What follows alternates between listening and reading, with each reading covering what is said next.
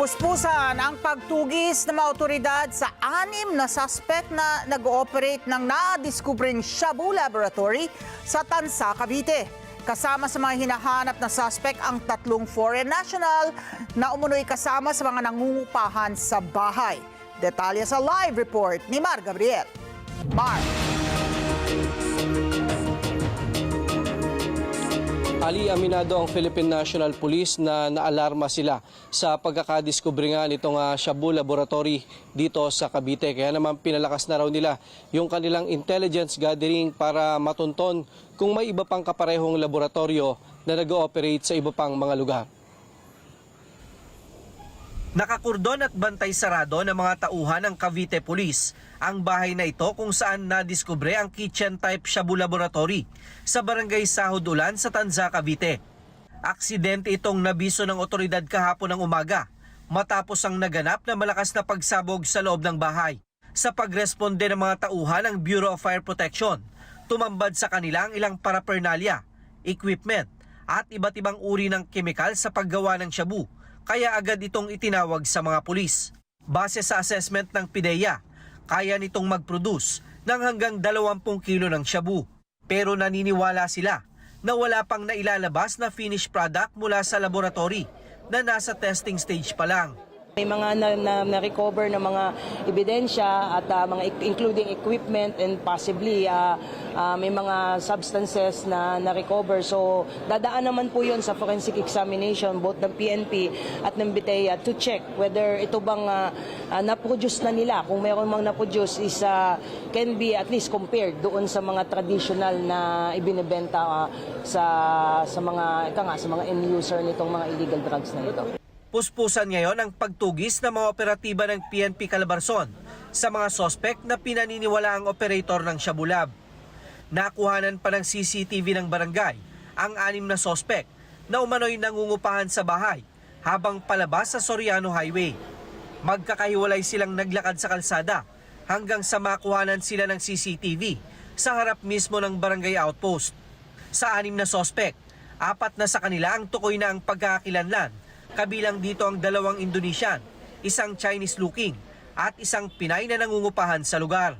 May mga na-recover po tayo ng some pieces of evidence that could help us lead to kung sino po ba yung mga nag-ooperate po nitong alleged kitchen type Shabu Laboratory. But you have to understand na we cannot give full details muna sa ngayon dahil ongoing po yung follow-up operation. Hopefully ay mahuli po natin kung sino po yung mga responsable dito po sa pagpuput out po nitong kitchen type Shabu. Aminado ang PNP na naalarma sila sa pagkakadiskubre ng Shabu Laboratory, lalo't matagal na silang hindi nakakahuli ng ganito.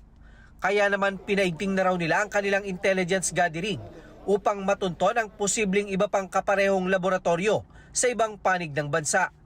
Definitely a cause of alarms na didiscover unlike nung early 2000 na talagang sunod-sunod na talagang this is really up to the PNP and PIDEA to run after. Baka nagsisimula na naman ng ganito ay hindi natin papayagan na lumaki na naman ito at magkaroon umusbong yung ibang mga ganitong klaseng manufacturing site na magiging malaking problema hindi lang ng PNP pati mismo dun sa community.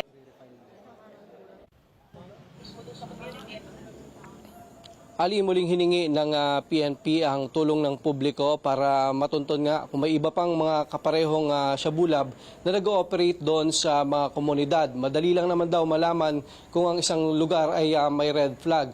Kabilang na dyan kung may naaamoy silang masangsang na amoy sa paligid at kung may mga nakikita na mga ibinabagsak na mga galon-galon na mga kemikal o galon na mga tubig o di kaya ay kung may mga nakikita sila ng mga foreign national doon sa kanilang lugar.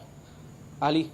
Mar, mukhang dahil kasi sa makatwid, kung hindi nagkaroon ng pagsabog, ay hindi matutunton itong parang kitchen type operation ng Shabu Laboratory. Yung kinaroroonan ba nitong bahay na ito, parang nauliligon ko na medyo liblib na bahagi nitong barangay Sahod Ulan dyan sa Tansa?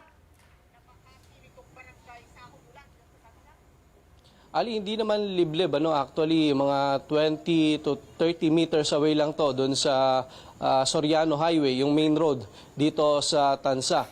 Pero ang sinasabi rito, bago lang na nangupahan dito sa lugar, itong mga suspect, actually magdadalawang buwan pa lang, so hindi pa masyadong fully operational yung kanilang operation. Ang tinitingnan nga, posibleng nagte-testing pa lang itong mga suspect nung maganap yung pagsabog. Kaya ang ginamit na termino ng PNP ay aksidente na nadiskubre itong Shabu Laboratory kung hindi yan narespondihan itong mga tauhan ng Bureau of Fire Protection.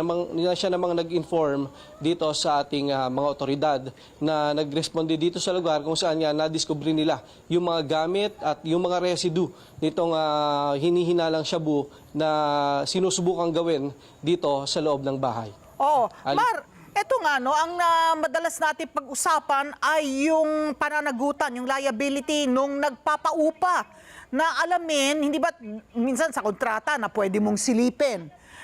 Itong may ginagawang mga illegal na aktibidad dun sa kanilang pinapaupahan na bahay, condo unit, whether yan, ginawang shabu laboratory, ginawang small-time operation ng Pogo, ano maipapayo natin dun sa mga nagpapaupa naman, Mar?